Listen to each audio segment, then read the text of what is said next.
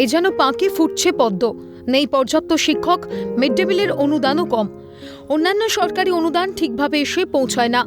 তবুও হুগলির তারকেশ্বরের প্রত্যন্ত গ্রামের স্কুলটি জেলার মডেল স্কুল হিসেবে পরিচিতি লাভ করেছে। ছবিতে তালপুর প্রাথমিক বিদ্যালয়ের পঠন পাঠন শুধু ক্লাসরুমের মধ্যেই সীমাবদ্ধ নেই, বিদ্যালয়ের দেওয়াল জুড়েই রয়েছে শিক্ষা গ্রহণের সুযোগ। ক্লাসরুমের নামকরণ করা হচ্ছে মনীষীদের নামে। মিড ডে মিল নিয়েও কোনো অভিযোগ নেই। স্কুলে চাষ করা টাটকা সবজি দিয়েই সাজানো হচ্ছে পড়ুয়াদের পুষ্টির থালা। আদর্শ স্কুল হিসেবে তারকেশ্বর ব্লকের তালপুর প্রাথমিক বিদ্যালয় পরিচিতি লাভ করেছে।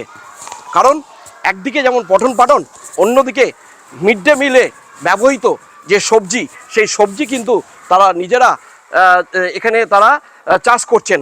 শিক্ষা দপ্তর থেকে একবারে আমরা 10,000 টাকার গ্র্যান্ট পেয়েছিলাম এবং আমাদেরকে বিদ্যালয়ে মিড ডে মিলের জন্য সবজি চাষের জন্য ওরা উৎসাহিত করেছিলেন। বারবার ওরা এখানে ল্যান্ড দেখতে এসেছিলেন, পর্যবেক্ষণ করে গেছেন, তারপর আমরা সেই জ্ঞানটা পেয়েছিলাম এবং সেই জ্ঞান নিয়ে আমরা উৎসাহিত হয়ে শিক্ষক শিক্ষিকারা ছাত্রছাত্রীরা মিলে আমরা এই সবজি বাগান তৈরি করেছি।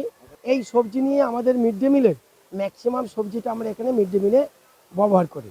মোটামুটি আমাদের হয়ে যায়, কোনো সময়ে অল্প আমাদের কিনতে হয়।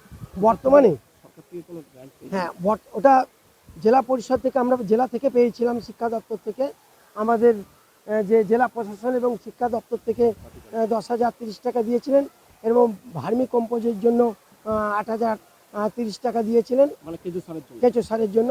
এবং বর্তমানে আমাদের তারকেশ্বর বিডিও অফিস পঞ্চায়েত সমিতি থেকে 5,000 টাকা করে জ্ঞান এবছর 5,000 টাকা দিয়েছেন সবজি চাষ করার জন্য এবং ওরা আমাদেরকে খুবই উৎসাহিত করেন। স্কুলের পাশে চাষ হচ্ছে ফুলকপি, বাঁধাকপি, গাজর, মূলো। পরিচর্যায় ব্যবহৃত হয় জৈব সার। তারপর সেই সবজি দিয়ে মিড ডে মিল রান্না করে পরিবেশন করা হয় পড়ুয়াদের।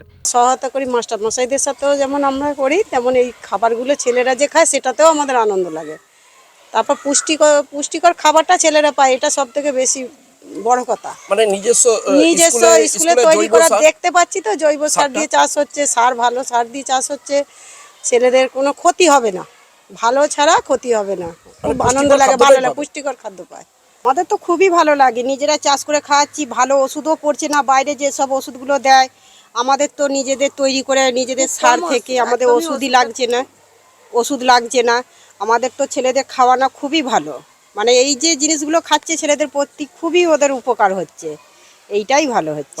তালপুর প্রাথমিক বিদ্যালয়ে প্রি প্রাইমারি থেকে চতুর্থ শ্রেণী পর্যন্ত পড়ুয়ার সংখ্যা 157 জন। শিক্ষক শিক্ষিকার সংখ্যা 4 এবং অতিথি শিক্ষক মাত্র 1। পড়ুয়াদের সংখ্যার অনুপাতে শিক্ষক শিক্ষিকার সংখ্যা কম হলেও পঠন পাঠনে কোনো খামতি নেই বলে জানাচ্ছেন শিক্ষক শিক্ষিকারা। পড়াশোনার দিকটা আরও একটু যদি যত্ন নেওয়া যায়, আমরা তো রয়েছে, আমাদের টিচার কমে গেছে, বর্তমানে একজন টিচার তো চলে গেছেন আপার প্রাইমারিতে ইমপ্রুভমেন্ট হয়ে, আর ওই দিকে একটুখানি সমস্যা আছে, তবু আমাদের একজন মাস্টারমশাই এসেছেন, উনি রিটায়ার্ড হয়ে গিয়েছিলেন, পুনরায় যোগ করেছেন। আর অন্যান্য বিষয় মিড ডে মিল বা এইসব ব্যাপারে তো খুবই ভালো। হ্যাঁ, এখানে তো একজন ম্যাডাম চলে গেছেন, স্কুলের টিচারের ঘাটতি আছে, তো ছেলেদের পড়াশোনা খুবই ক্ষতি হচ্ছে মাসি বললেন। তো আমি ছেলেদের কথা ভেবে যাতে তাদের পড়াশোনা ক্ষতি না হয় সেই জন্য আমি আসি, ওদের পড়াচ্ছি। হুগলির তালপুর প্রাথমিক বিদ্যালয় অনুপ্রেরণা হয়ে দাঁড়াক বঙ্গের অন্য স্কুলগুলির কাছেও। একদিকে যেমন পঠন পাঠন যেমন বেশ খানিকটা উন্নতি লাভ করেছে, অন্যদিকে যে মিড ডে মিল তারা কিন্তু নিজস্ব জায়গায় তারা ফসল ফলিয়ে তারা কিন্তু এই সুষম খাদ্য কিন্তু পুষ্টিকর খাদ্য ছাত্রছাত্রীদের তুলে দিচ্ছে। এটাই কিন্তু নজর কেড়েছে জেলার মধ্যে। হুগলি তারকেশ্বর থেকে সুভাষ মজুমদারের রিপোর্ট, ক্যালকাটা নিউজ।